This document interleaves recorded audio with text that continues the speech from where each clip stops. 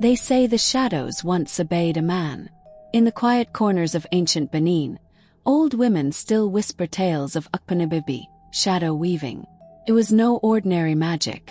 It could eavesdrop through walls, travel without footsteps, and strangle enemies in silence. But it was forbidden, too powerful, too feared. One rainy night, a hooded figure darted through the sacred palace courtyard, chased by the Oba's guards. Lightning cracked as he turned a final corner, and vanished. Not fled, not slain, vanished. Some say he stepped into his own shadow and disappeared into the underworld. Since then, the craft was buried in silence. The kingdom moved on. But shadows never forget. Years later, a palace guard patrolling near the ancestral chamber paused. A cold draft swept through the marble hall, though no windows were open. He turned and froze. On the ancient wall, under the flickering torchlight, a shadow peeled away from the carvings. It slithered slowly, deliberately, without a source. The guard stumbled back, eyes wide, mouth dry. "Who's there?" he croaked. But the hallway remained empty. Only the sound of dripping rain echoed back. And the shadow crept back into place like it had never moved. The legend wasn't dead. It was waking. 17-year-old Isiosa had always felt different. Not the kind of different you brag about, but the kind that made you hide your arms in long sleeves, even in the sweltering Benin heat. Strange, dark markings, tribal in shape but shifting ever so slightly with time, curled around her arms like ink that never dried. Her aunt, Mama Imaid, called them birth curses and scrubbed them with herbs every market day. But they never faded. At night, the whispers came. Soft, unintelligible murmurs from the walls, like voices trapped in brick. Isiosa tried to ignore them. She told herself it was wind or imagination, but she knew better. Especially when her shadow lingered a heartbeat longer than her footsteps, or when it rippled without wind, like it had a mind of its own. At school, Isiosa kept her head down. She didn't have friends, just a sketchbook full of symbols she couldn't explain. Circles inside triangles, strange eyes, lines that seemed to hum. She didn't remember drawing most of them. Then it happened. In chemistry class, as she reached for a beaker, a heavy shelf tilted above her. Teacher screamed. Everyone ducked. Everyone except Isiosa. Her shadow moved. It stretched unnaturally across the floor and rose, like smoke, forming a barrier between her and the shelf. The objects crashed to the ground, but none touched her. The class stared, mouths open. One girl dropped her pen. Isiosa stood still, frozen in fear, her heart pounding.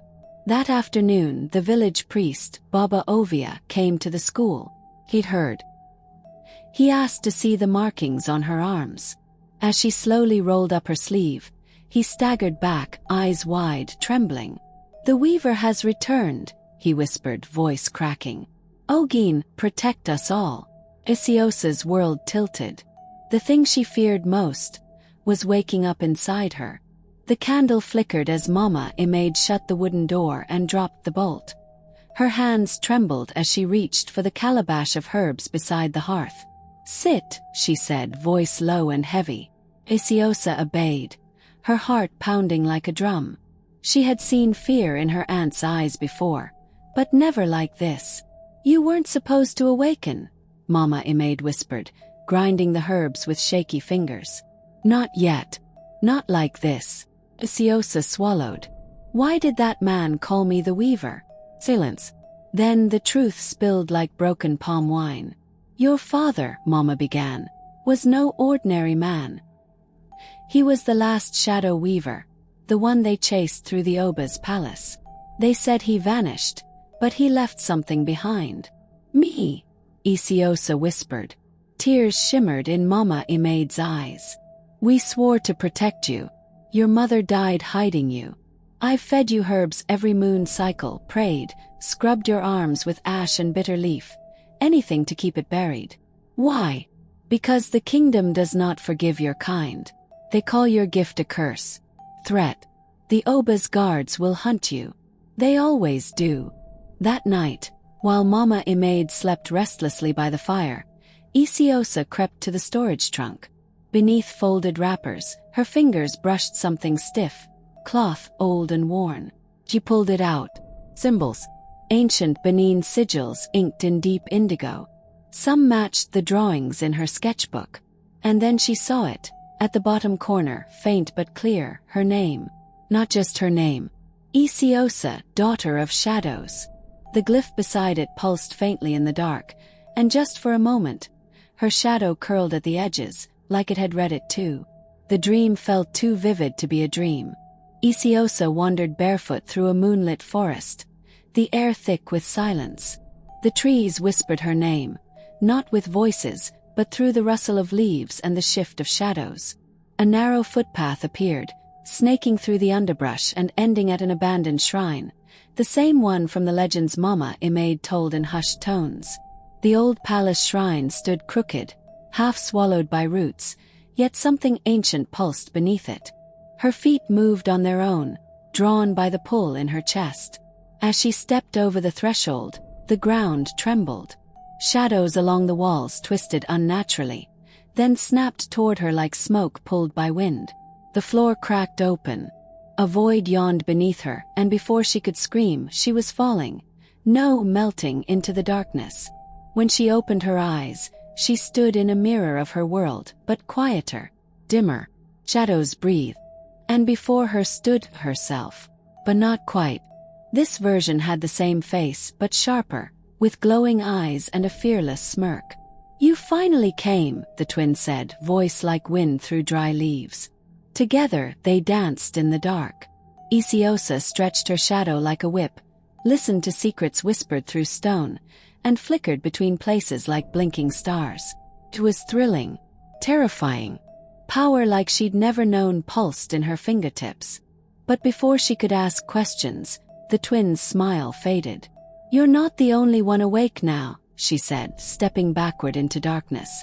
Isiosa jolted awake in her bed, drenched in sweat.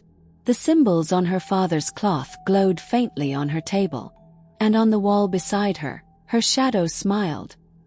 Even though she wasn't. The night the shrine stirred, Awoken felt it.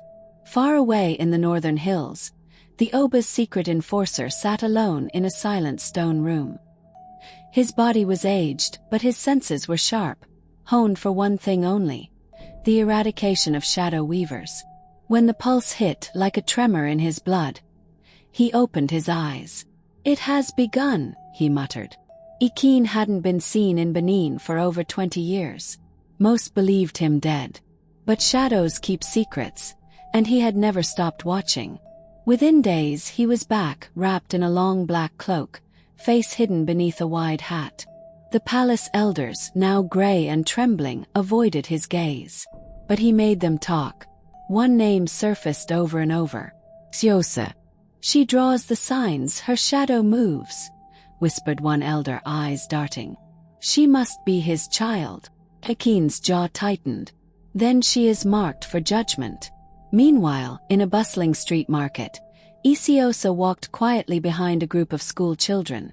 She wasn't trying to be noticed, until she saw a petty thief snatch a little girl's satchel. Before she could think, her shadow snapped forward, leaping across the pavement and tripping the thief by the ankle. He fell hard, face first, into a fruit stand. Onlookers gasped. A teenager caught it all on her phone. Within hours, the video was online. "Mystery girl uses her shadow," the caption read. Awoken watched the clip in silence from a hotel room lit only by candlelight. He paused the frame on Isiosa's face. His lips curled into a thin smile. "So, the daughter dares to weave." He turned toward his weapons. Knives dipped in ash, cords etched with ancient glyphs. He had trained for this moment all his life. The hunt had begun. The night was thick with silence, yet Isiosa's sleep was anything but peaceful. Shadows curled at the edges of her room, flickering like flame even without light. And in her dream, a figure emerged from the darkness, tall, robed in woven black threads that moved like smoke, eyes ageless and glowing faintly gold. "I am Onewu," he said, voice deep and layered like many voices speaking as one. The first of the shadow weavers. Isiosa tried to speak, but her throat was dry. He placed a hand over her heart, not touching, just hovering, and suddenly she could feel him. Memories flowed into her, of a time when shadow weaving was sacred, used to heal, protect, and carry messages between the living and the unseen. It was never a curse, Onewa said. It was a covenant. We were guardians of the balance. Until men in robes and crowns turned fear into power. He showed her the moment it all changed, when the Oba's court grew jealous of the weaver's abilities. One false prophecy, one manipulated tragedy, and the purge began. They feared what they could not control, he said bitterly. So they rewrote the tale. Now, even you believe you are cursed. Isiosa's eyes burned. She clenched her fists. Then I'll unwrite their lies. When she awoke, she didn't hesitate. That night, in secret, she crept into the backyard and faced the thick mud wall. Her shadow rippled and she stepped forward, not into it but through it. Later, she sat in silence, eavesdropping through shadows that curled under doors and windows. She heard truths people never meant to say aloud. Something inside her shifted. This wasn't just a gift. It was justice waiting to be reclaimed. The pages in the old prayer book didn't belong. Isiosa had been tidying Mama Imade's things when a folded letter slipped out, yellowed and brittle. Her breath caught as she read the signature at the bottom. Ikin. The words inside turned her stomach. Locations. Instructions. Mama Imade had once hunted shadow weavers with Ikin. She confronted her that night. You worked with him, Isiosa whispered, voice shaking. You helped them kill people like me. Mama Imade dropped the pot she was stirring. It shattered, and so did her calm.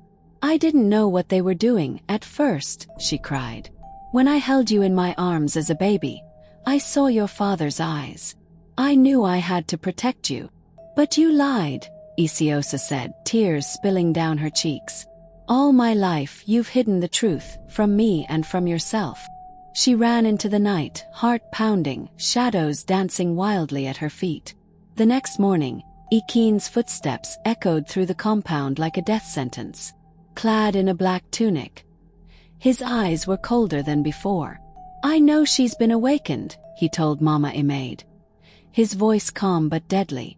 Tell me where she is, or you'll join the others who protected her. Mama Imade stood frozen, her lips quivering, eyes darting toward the empty doorway where Isiosa once stood. She was gone. And now, so was any protection. Beneath the crumbling ruins of an old shrine in Benin, a fire crackled low as 7 hooded figures sat in a tight circle. They were remnants of the old guild, keepers of forgotten truths, once loyal to the Oba's court before betrayal stained their hands. Now they spoke of whispers and omens. Of her. The weaver's child walks among us, one elder said. The balance may yet be restored. But not all faces were sincere. One pair of eyes, half hidden behind gray cloth, shifted uneasily, watching, listening. A spy for Ikin. Meanwhile, Isiosa crouched behind a rock near the city's edge, her heart still aching from Mama Imade's betrayal. That's when they found her. 3 rebels, all descendants of the old bloodlines. Among them Ikena, a calm-eyed boy with hands marked in glowing red sigils. He stepped forward and extended a palm that flickered with controlled fire. We've been waiting for you, he said gently. You're not alone anymore. They led her through winding forest paths and abandoned paths known only to their kind. Along the way, Isiosa saw others, young gifted ones who'd been hiding for years. They told her of the forbidden cavern, hidden deep beneath the Ogba Hills. A sacred place where weavers before her unlocked the full extent of their power. We need to get there before Ikin does, Ikena warned, tightening the straps on his firebound satchel. If he reaches it first, he'll destroy everything your blood was meant to heal. The rainforest was alive with sound, chirping insects, crackling branches underfoot, the distant call of nightbirds. Isiosa, flanked by Ikena and 2 others, moved quickly along the damp path. Every step closer to the forbidden cavern made her heart race, not from fear but something deeper. Pull. Knowing. Then the trees fell silent. A hiss, followed by a blur of movement. Arrows sliced through the leaves. The rebels ducked. Ikenna shouted, flames bursting from his palms as Iken's enforcers emerged from the shadows, masked and silent. One threw a net laced with shimmering glyphs. Isiosa barely turned before it hit. The net tightened, and pain exploded in her limbs. Ikenna cried out, an arrow to his thigh. He collapsed, fire dimming as blood soaked through his cloth. Two masked guards seized Isiosa, dragging her to her knees. Iron cuffs, etched with binding symbols, were locked onto her wrists. Her shadow recoiled instantly, slammed to the ground and flattened like a dying flame. He screamed. The world blurred. You should have stayed hidden, one enforcer sneered. Isiosa lowered her head, trembling, not with fear but rage. Something inside her cracked open. The cuff sizzled. A deeper voice echoed from her lips. Not hers. You bind what you don't understand. The air grew cold. Her shadow rose, black as pitch, taller than human, its edges shifting violently. The cuff snapped. The enforcers stumbled back, weapons falling. Isiosa's eyes turned completely dark. And then blackout. Silence fell. She collapsed, her shadow melting back to the earth, and the jungle stood still. The stone beneath Isiosa was cold when she stirred, her breath catching in the thick, smoky air. She opened her eyes to a ring of flickering torches, their flames dancing eerily along the curved walls of an underground chamber. Around her stood cloaked figures, not alive but not entirely dead. The air shimmered with power. These were the Shadow Council, the ancient spirits of past weavers. One stepped forward, his face half-formed, eyes like coals. You have been chosen, he said, voice echoing with centuries. But choice comes with cost. Another spirit, female and fierce-eyed, raised a hand. To fight what is rising, you must become what your father feared to become. Or die a girl in the dark. Isiosa's voice cracked. What does that mean? They did not answer. Instead they parted. From the farthest wall, the shadows twisted and stepped forward. It was a man. Solid.